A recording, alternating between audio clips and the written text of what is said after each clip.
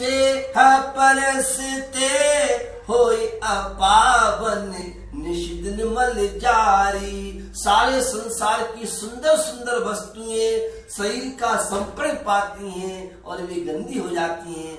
ऐसे शरीर से संयम तप त्याग की साधना जो कर लेता है, घ्राण इंद्री इत्र क्षेत्र से परेशान, इत्र में कितने जीवों की हिंसा होती है। चक्षु इंद्री और कर्ण इंद्री एक इंद्री के बस में होके व्यक्ति की जीवन लीला समाप्त हो जाती है और पांचों इंद्रियों के गुलाम जो बने रहते हैं उनका क्या होगा?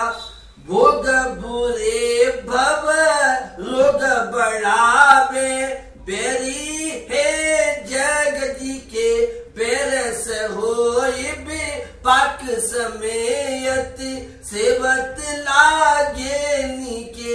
भैया इन पांचों इंद्रियों के भोग को जो भोगता जाता है इनसे तृप्ति नहीं होती है। जिन्होंने बड़े बड़े राजा महाराजा चक्रवर्ती हुए, वह सुखमान स्वामी 3 दिन की आयु शेष रह गई है और संयम धर्म के दिगंबरी मुनि दीक्षा लेके आत्मा का कल्याण किया था। 5 पांडवों ने संयम की साधना की।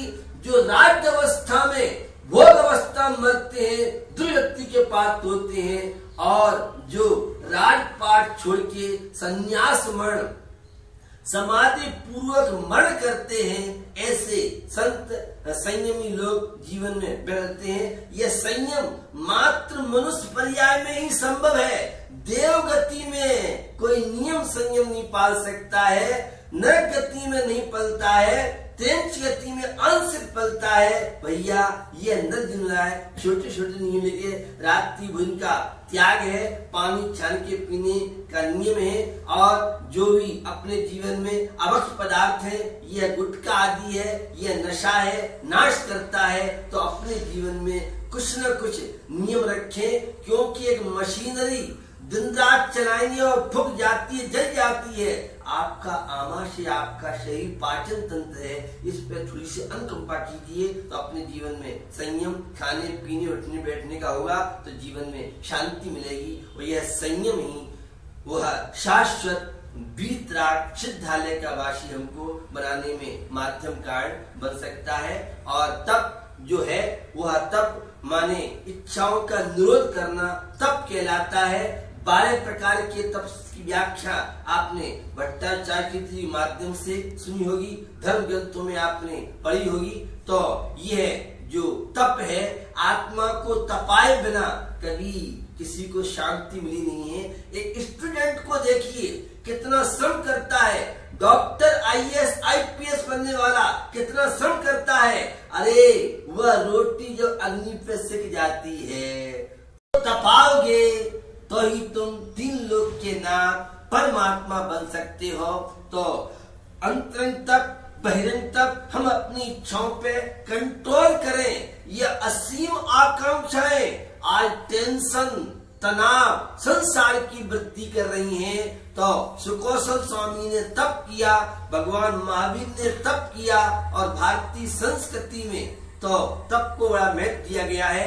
अपनी शक्ति के अनुसार इच्छाओं को जितना घटाते जाओगे उतनी शांति मिलेगी।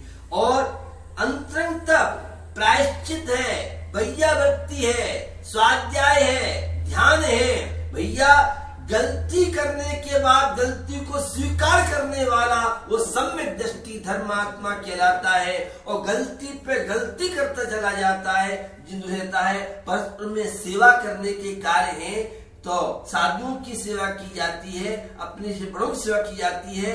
और विनय तो मोक्ष का द्वार माना जाता है। तो प्रायश्चित है, विनय है, वैयावृत्ति है, ये सारे के सारे अंतरंग तप कहलाते हैं। श्रावक के 6 आवश्यक कार्यों में इन तपों का अपना महत्व माना जाता है। और तप के बाद त्याग धर्म की चर्चा आती है। वह त्याग निश्चय से तो दान 4 प्रकार, 4 संग को दीजिए, धन बिजली उनहार नर भवला हो लीजिए।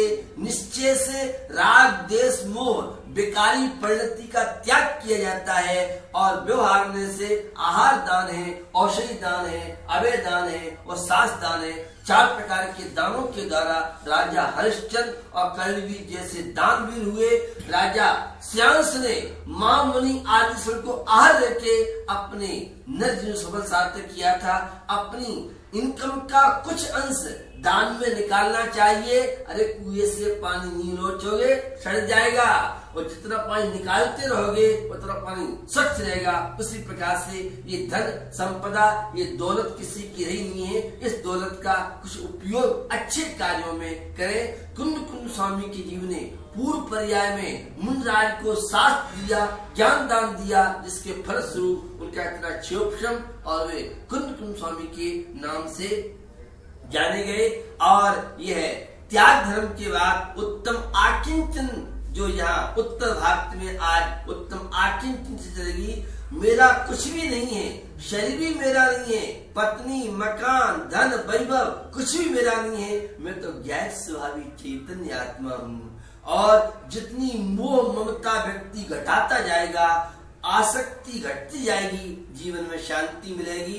तो एकत्व भावना का निरंतर चिंतन करते हुए और जीवन में आसक्ति हम घटाएं। और उत्तम ब्रह्मचर्य का जो पावन दिवस है, यह ब्रह्मचर्य की पूर्ण साधना मुनि महाराज करते हैं। हम भी अपने जीवन में, व्यस्त जीवन में आंशिक ब्रह्मचर्य का पालन करें। विवाह से पहले पूर्ण ब्रह्मचर्य की साधना, ब्रह्मचर्य आत्मा में रमण करने का नाम ब्रह्मचर्य है निश्चय से। और व्यवहार ने से पूरे विश्व की जितनी नारी हैं, उन नारियों को माँ बहन पुत्री के शब्द समझना, यह पूर्ण ब्रह्मचर्य की साधना है।